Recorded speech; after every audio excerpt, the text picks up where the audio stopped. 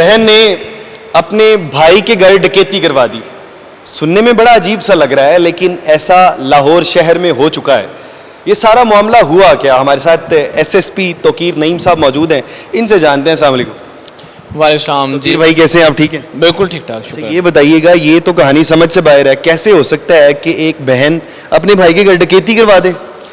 जी बिल्कुल, अनफॉर्चुनेटली ये हुआ है और इसी शहर के अंदर हुआ है।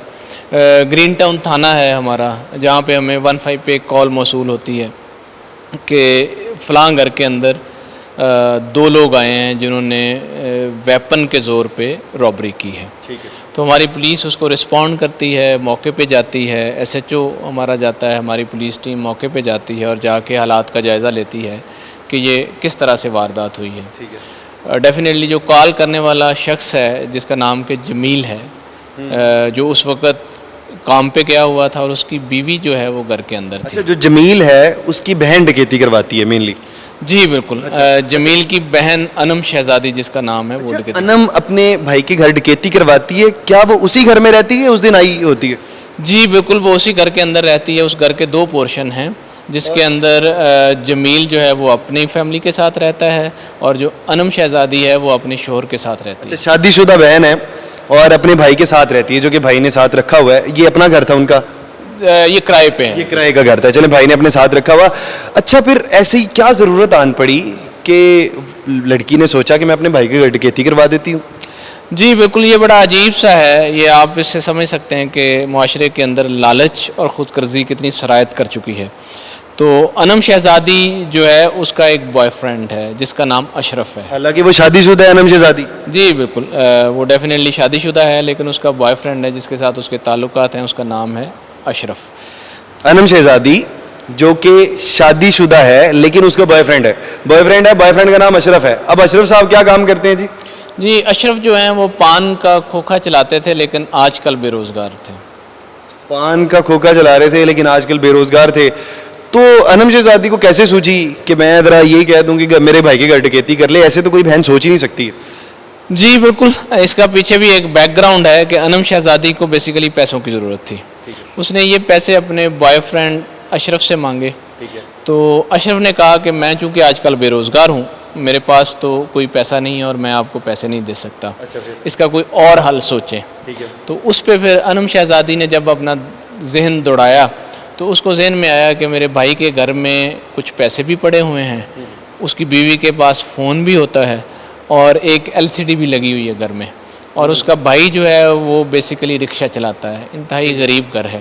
ठीक है। तो उसने वो एलसीडी, मोबाइल और जो थोड़ा बहुत जो कैश पड़ा हुआ था उसकी बुनियाद पर उसने फिर अपने बॉयफ्रेंड अशरफ को कहा कि आप ऐसे करो कि मेरी भाभी अकेली होती है घर में जब मेरा भाई और मेरा शोहर सुबह सुबह काम पे चले जाते हैं, तो आप हमारे घर में आके इस तरह से रॉबरी करो, लूटो, और पैसे आधे आधे पैसे जो हैं वो मैं आपसे ले लूँगी और कुछ आप रख लें। तो इस तरह से उनकी एक डील तय हुई अनम शहजादी की। और उसके बाद अशरफ ने आके डकैती कर दी और चला गया। अब आपको कैसे पता लगा कि ये डकैती बहन ने करवाई है? और क्योंकि 4 से 8 घंटे के अंदर ये केस आप लोगों ने सॉल्व कर दिया, इतनी जल्दी पता कैसे चल गया? पुलिस को इल्हाम होने लगे हैं? जी बिल्कुल, ये भी एक जो पुलिसिंग प्रोफेशनलिज्म है उसका मैं आपको बताऊं कि ये मज़र है इस तरह से कि बेसिकली 2 लोग थे डकैती करने वाले, वेपन के साथ घर में आए हैं, और जो जमील है जिसने 15 पे कॉल की थी उसकी बीवी घर के अंदर अकेली थी। ठीक है। और उन्होंने एलसीडी उतारने की कोशिश की है, उसका मोबाइल छीना है और पैसे उसके पास जो 50,000 रुपये पड़े थे वो लिए। ठीक है।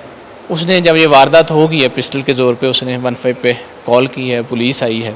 तो जब पुलिस ने क्राइम सीन को देखा है तो फिर कैमरा चेक करना शुरू किए हैं।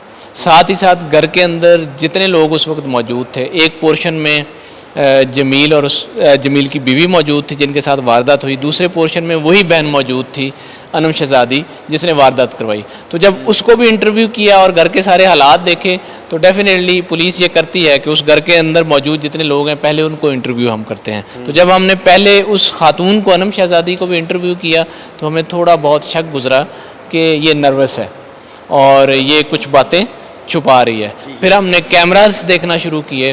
जब सीसीटीवी कैमरास देखना शुरू किए तो सीसीटीवी कैमरा में जो 2 रॉबर्स थे, डाकू थे, उनकी तस्वीरें भी हमारे पास आ गई।